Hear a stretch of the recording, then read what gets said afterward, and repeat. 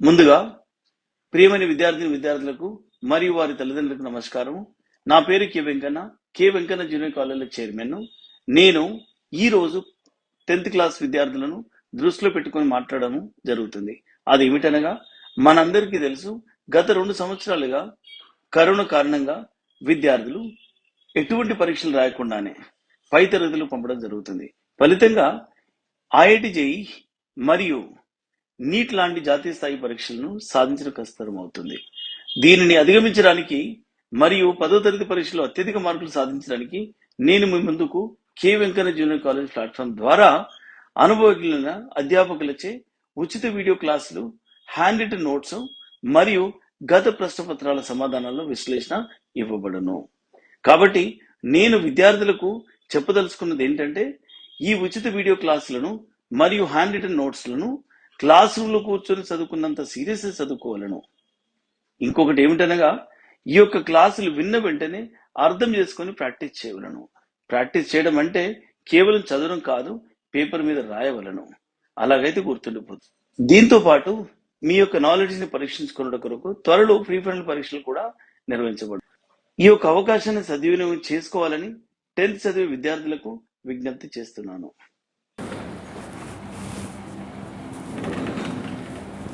अब यहाँ पर अपने ये लॉन्ग क्वेश्चन है जो अपने को 7 से 8 पंक्तियाँ लिखनी है। 7 से 8 पंक्तियाँ बोला है और ये है 8 मार्क के क्वेश्चन। तो कम से कम आपको 10, 15, 12, 15 लाइन तो कंपलसरी होनी चाहिए आपका इसका आंसर। अब यहाँ क्या है, लोकगीत ग्रामीण जनता का मनोरंजन का साधन है कैसे। अब यहाँ पे पूछा गया है, तो जैसा कि बच्चों आपको शुरू में ही मैं बताई कि हमारे को लोकगीत ज़्यादातर गाँव में या ग्रामीण क्षेत्रों में दिखाई देते हैं, शहरों में हमको लोकगीत कम दिखाई देते हैं। तो जब ग्रामीण जनता में लोकगीत गाए जाएंगे तो वो किसके मनोरंजन का साधन होंगे। और इसके पहले भी आपको ये जानकारी दी कि ग्रामीण जनता के पास में हमारे जैसी सुविधाएं नहीं होती। कई आज भी कोई ग्रामीण क्षेत्र है जहाँ पर बिजली की सुविधा नहीं है। तो आप सोचो, जब उनके पास बिजली की सुविधा नहीं है तो कहाँ से वो मोबाइल और टीवी और टेप और संगीत सुन सकते हैं, वो नहीं सुन सकते। उनके पास हमारे जैसी सारी सुविधाएं शहरों के जैसी नहीं होती। तो ऐसे ग्रामीण जनता के लोग क्या होता है, सुबह से शाम तक काम करते हैं, लेकिन उनके लिए मनोरंजन का साधन कुछ और नहीं होता।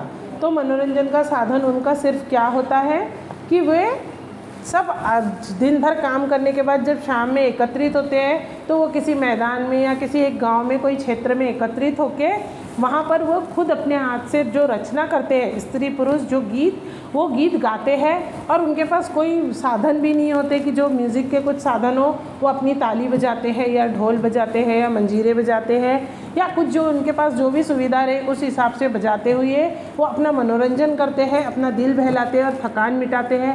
इसमें कोई छोटे मोटे नाटक भी कर लेते हैं। अगर किसी के घर में कुछ फंक्शन है, कुछ त्यौहार है या कोई जन्मदिवस है, शादी है, हल्दी कार्यक्रम है, तो उसके बारे में भी वो उस त्यौहार में गीत गाते हैं, लोकगीत गाते हैं। तो ग्रामीण जनता के लिए मनोरंजन का साधन क्या है, सिर्फ लोकगीत है। अब आपको यहाँ दिया हुआ है साधन, मनोरंजन का साधन है और कैसे।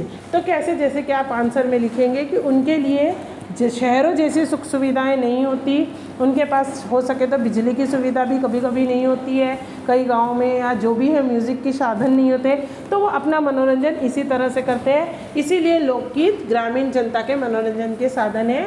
हम ये आंसर लिख सकते हैं उसमें। दूसरा प्रश्न अपना है, लोकगीत की क्या विशेषता होती है। तो आपको लोकगीत की विशेषता उसी तरह लिखने हैं। देखो भी बच्चों, सारे क्वेश्चन आंसर सब मिलते जुलते होते हैं, बस आपको उनको जो प्रश्न है उस हिसाब से उसको लगाना है। अब जैसे कि आपने लोकगीत के बारे में क्या है, जब शॉर्ट क्वेश्चन में आपने देखे कि लोकगीत के बारे में बताइए, ये एक प्रश्न था, शॉर्ट क्वेश्चन था। अब यहाँ पे लोकगीत की क्या विशेषता होती है, तो ये उससे मिलता जुलता ही सवाल है, लेकिन हमको इसको थोड़ा बड़ा बना के लिखना है। वहाँ हम क्या लिखेंगे कि लोकगीत के बारे में आप क्या जानते हो। तो आप सिर्फ लिखोगे कि किसी राज्य या संस्कृति या क्षेत्र की भाषा या उसकी भाषा या उसके संस्कृति के हिसाब से वो जो गीत गाए जाते हैं, मनोरंजन करते हैं, उन गीतों को लोकगीत कहते हैं। ये आप लिखेंगे। अब उसमें हमको उसकी विशेषता ये लिखनी पड़ेगी कि लोकगीत की विशेषता ये होती है कि वो उस क्षेत्र के एक प्रतीक के रूप में होते हैं। जैसे कि हम देखते हैं कि गुजरात का गरबा, आजकल तो सब जगह गरबा होता है, लेकिन हम उसको क्या कहते हैं कि वो गुजरात का ही कहा जाता है। इसके पीछे क्या है कि वो लोगों की धार्मिक भावनाओं के साथ साथ उनका मनोरंजन भी होता है। उसके अलावा क्या होता है कि औरतें एक बीच में चारों तरफ पूरा गोला बना के ताली बजाते हुए, नाचते हुए घूमती है। कभी कभी वो डांडिया लकड़ियों से भी करती हैं। तो ये क्या है, वहाँ की एक संस्कृति का प्रतीक हो जाते हैं। उसके अलावा उनका मनोरंजन होता है। उसके अलावा उस देश, उस राज्य की धार्मिक भावनाएं जुड़ी होती है। तो इस तरह हम उसमें लिख सकते हैं कि लोकगीत की विशेषता पहले आप बताइए। ऐसा नहीं कि आप सिर्फ जो लोकगीत की विशेषता क्या है तो आप सिर्फ लोकगीत की विशेषता लिखें। पहले आपको ये समझाना चाहिए, हर प्रश्न में आपको सबसे पहले लोकगीत क्या है ये बताना बहुत ज़रूरी है। अगर आप वो बताते हैं तो आपका आंसर ऐसे ही बड़ा बन जाता है। जैसे लॉन्ग क्वेश्चन है, आप अगर जो क्वेश्चन पूछा गया है सिर्फ वो लिखेंगे तो आपका आंसर छोटा बन जाएगा।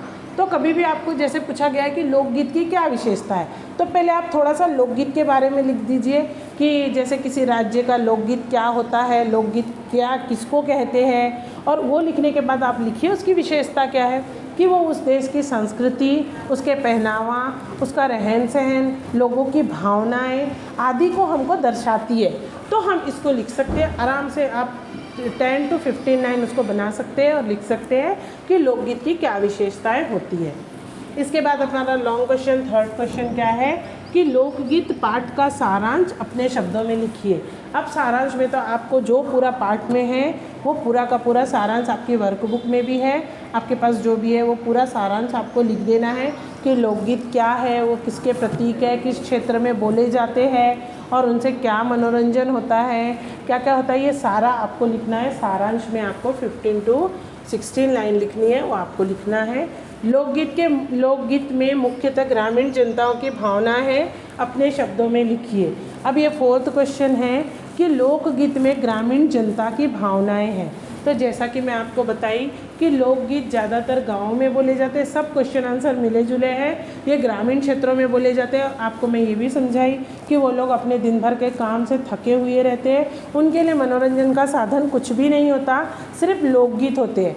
और लोकगीत जो है वो मनोरंजन के साथ साथ वो अपनी भावनाएं मीन्स उनके फीलिंग्स भी दर्शाते हैं कि जो उनके मन में विचार होते हैं। अगर कोई विरह में है, कोई दुखी है, कोई खुश है, किसी को कुछ उत्साह है, तो क्या होता है कि वो अपने हिसाब से उस लोकगीत को रचता है। तो उसके भावनाएं भी हम उस गीत में देखते हैं। अगर कोई खुश है तो उसके खुशी का लोकगीत होगा तो हमको ये पता चल जाएगा कि उसकी भावनाएं खुश की है। अगर कोई विरह में है कि किसी से बिछड़ हो गया है तो उसका लोकगीत विरह में होगा, तो हम ये समझ जाएंगे कि उसको दुख है। तो इस तरह क्या होता है कि ग्रामीण लोगों की जो भावनाएं होती है उनकी उसी हिसाब से वो अपने लोकगीत बनाते हैं। तो यहाँ पर हम बता सकते हैं कि लोकगीत जो होते हैं वो ग्रामीण जनताओं की अपनी भावनाएं होती है और वो अपनी भावनाओं को उसमें प्रदर्शित करते हैं। आप ये आंसर भी लिख सकते हैं। इस प्रकार आपके जो लॉन्ग क्वेश्चन है 8 मार्क के, आपको वो 4 बताई हूँ और आप ये अच्छी तरह कर लीजिए, दूसरा पढ़ने की ज़रूरत नहीं है। आप इन क्वेश्चन आंसरों को लिख के प्रैक्टिस कीजिए, पढ़ने से नहीं होता। हिंदी कभी भी लिख के प्रैक्टिस करनी चाहिए ताकि आपको मात्राओं का ज्ञान होता है, शब्दों का ज्ञान होता है, अक्षरों का होता है और आपको आंसर कैसे लिखने हैं, कैसा स्पीड बढ़ती है, आपकी राइटिंग सुधरती है। तो कभी भी 1 से 2 बार पढ़ो और उसके बाद उसको लिख के देखो। अगर आप 10 बार पढ़ने के बजाय 2 बार लिख लेते हो तो आप उस आंसर में परफेक्ट हो जाओगे, आपको बार बार मेहनत नहीं करनी पड़ेगी। इसके अलावा जब आप एग्ज़ाम में लिखोगे उसको तो आपको वो आंसर भी याद आ जाएगा कि आप क्या लिखे थे। उसके बाद आप सेल्फ खुद करेक्शन करो उसको। ऐसा सोचो कि किसी दूसरे का पेपर करेक्शन, तो आपकी मिस्टेक्स दिखती है तो वहाँ पर आप चेक करो कि कहाँ आपने मात्राएं गलत लगाई है, कहाँ आप कुछ छोड़ दिए, कुछ लिखना भूल गए या आप क्या गलतियाँ करें। आप खुद अपना करेक्शन खुद करिए तो आपको समझ में आएगा, तो आप एकदम परफेक्ट हो जाओगे। जो क्वेश्चन आंसर है आपको उसके पीछे बार बार मेहनत नहीं करनी पड़ेगी। 1 से 2 बार लिखो, उसको करेक्शन करो, आपकी मिस्टेक्स आप खुद सुधार लोगे, जिससे आपको ये ईजी होगा। तो हमारे लॉन्ग क्वेश्चंस कौन कौन से हैं? लोकगीत ग्रामीण जनता का मनोरंजन का साधन है, कैसे? First question. सेकंड है लोकगीत की क्या विशेषताएं होती है?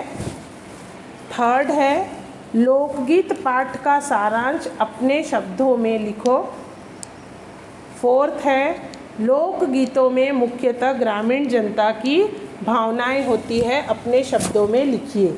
तो ये आपके हो गए प्रश्न और उत्तर जो आपको शॉर्ट क्वेश्चन और लॉन्ग क्वेश्चन आते हैं। मैं इसके पहले भी बताई, इसमें से अपठित गद्यांश पद्यांश आपको नहीं आता। आपको कवि परिचय आएगा, तो कवि परिचय आपको याद करना है और वो लिखना है। लेखक का परिचय जो शॉर्ट क्वेश्चन में आपको 4 मार्क में आएगा कि लोकगीत के लेखक कौन है, उनका परिचय दीजिए, या भगवती शरण उपाध्याय का परिचय आप साहित्यिक परिचय दीजिए। ऐसा कोई भी क्वेश्चन आएगा वो 4 मार्क का आपको इसमें से आएगा। इसके बाद में है आपका भाषा की बात।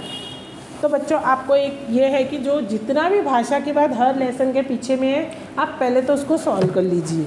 भाषा की बात में से ही ज़्यादा करके वो मल्टीपल चॉइस क्वेश्चंस जो आते हैं इसमें से आते हैं। इसके अलावा आपके पास वर्कबुक होंगी। वर्कबुक के पीछे में हर लेसन के बैक साइड में जो एक्सरसाइज दी जाती है उसमें 20-20 मल्टीपल चॉइस आपको दिए जाते हैं, वो इस पार्ट में से ही लिए जाते हैं। अगर आप वो हर लेसन के कर लेते हो तो जो आपके क्वेश्चन पेपर में सेकेंड बिट आती है B part multiple choice 20 mark का, वो आपका पूरा सॉल्व हो जाता है। क्योंकि ये हर लेसन में से 20-20 उसके आपकी जो भी वर्कबुक है, और आप रियल लाइफ का ही बुक लीजिए हिंदी के लिए, तो उसके पीछे जो भी क्वेश्चन आंसर आपको रहते हैं मल्टीपल चॉइस के, वो 20 आप आराम से ध्यान से कर लीजिए। एग्ज़ाम में उन्हीं में से आते हैं। उसके अलावा ये भाषा की बात में से आपको पूछे जाते हैं, तो आपके लिए ईजी होगा क्योंकि वो हर पार्ट में से 20 निकाले जाते हैं। इसके साथ वो आपको आंसर के साथ दिए हुए रहते हैं, तो आप समझ भी सकते हैं उसको कि उसका आंसर वो कौन सा है। तो आपको वो ज़रूर कर लेनी चाहिए। आपके पार्ट बी के 20 मार्क्स के लिए आपको वो करना चाहिए। अब यहाँ पर अपना भाषा की बात है।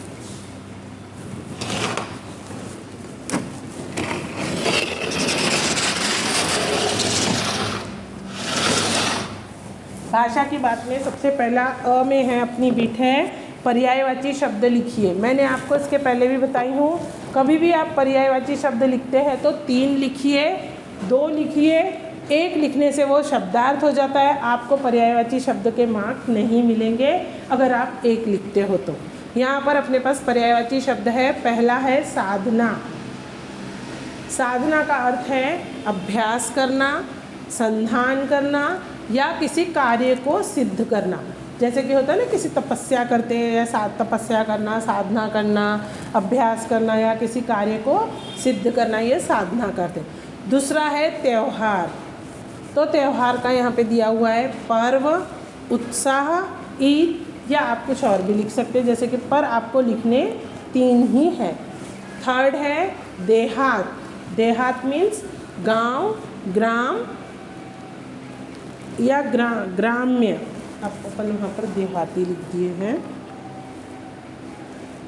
Hello friends, myself Sunil Kumar Badal. I have done my BTech from IIT Kanpur. Here at KVC, I am chemistry faculty. So, first of all, let me wish you all the best for your upcoming board examination.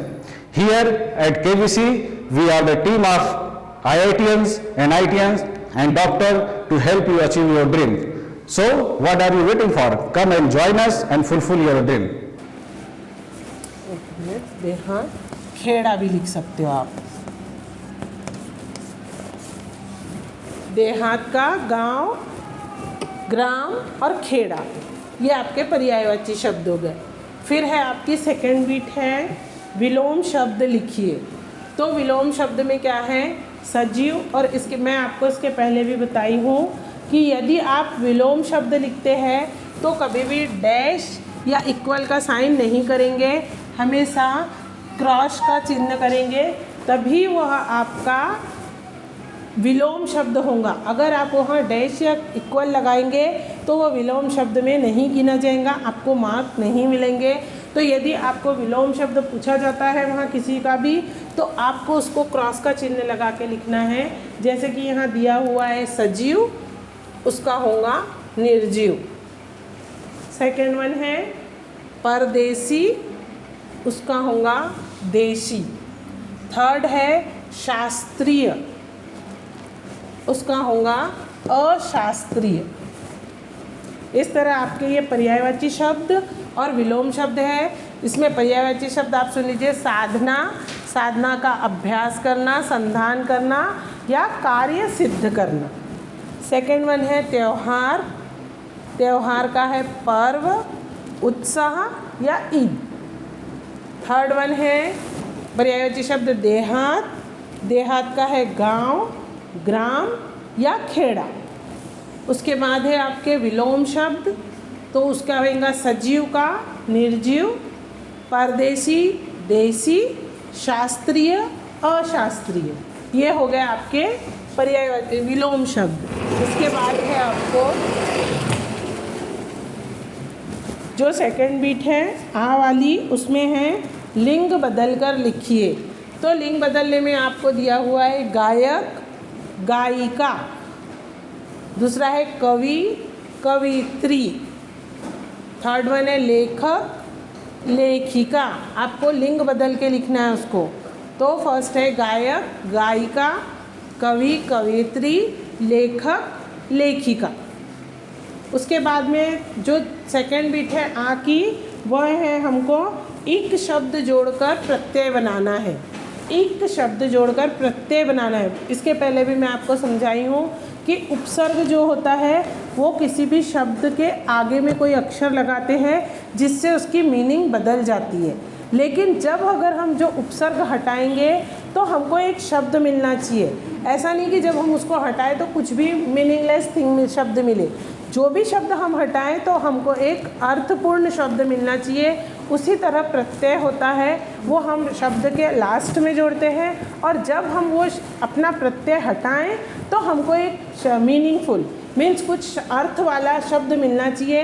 अगर कोई अर्थ वाला शब्द नहीं मिलता है तो वो व्यर्थ होता है, वो उपसर्ग या प्रत्यय नहीं माना जाएगा।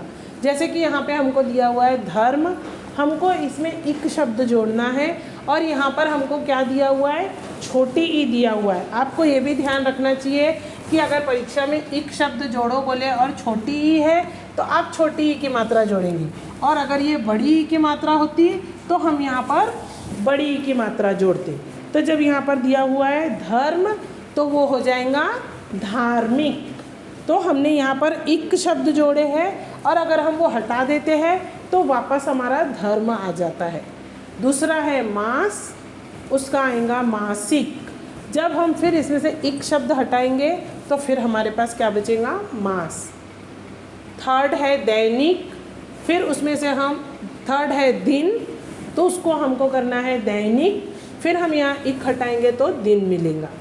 फोर्थ वन है उत्साह, उत्साह का क्या हो गया, उत्साहिक, फिर वहाँ पे से हम इक हटाएंगे तो हमको मिलेगा आंसर उत्साह। इस प्रकार ये हमारे प्रत्यय हो गए। इसके बाद में यहाँ पर एक नई बिट दी हुई है आपको कि हमको अंतर समझना है, दो शब्दों में अंतर समझना है। जैसे कि यहाँ दिया हुआ है एक उपेक्षा और अपेक्षा, ऐसे दो शब्द दिए हुए हैं। तो यहाँ पर दिया गया है उपेक्षा। उपेक्षा का मतलब क्या होता है कि किसी की निंदा करना या बुराई करना, और अपेक्षा करना यानी किसी से कुछ एक्सपेक्टेशंस करना, कुछ चाहना। तो दोनों में अंतर क्या है, उपेक्षा यानी किसी की बुराई करना, अपेक्षा यानी किसी से कुछ चाहना, एक्सपेक्टेशंस। तो यहाँ पे दोनों में ये अंतर है। आपको ये एक बिट दी गई है कि उसमें से बताना है, उपेक्षा, अपेक्षा। उसके बाद है कृतज्ञ और कृतघ्न। कृतज्ञ का मतलब क्या होता है कि अगर हमारे ऊपर किसी का कोई एहसान है तो हम उस एहसान को मानते हैं तो उसको क्या कहते हैं, कृतज्ञ। और अगर हम किसी का एहसान नहीं मानते तो उसको कहते हैं कृतघ्न।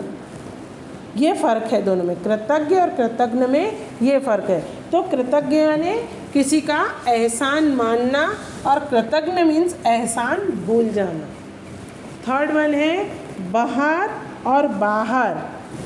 बहार मीन्स वसंत ऋतु, मीन्स एक बोलते हैं ना बाहर आ गई, जिस ट्री पे फूल फ्लावर्स लगते हैं, फ्रूट्स लगते हैं, उसको हम कहते हैं बाहर आना।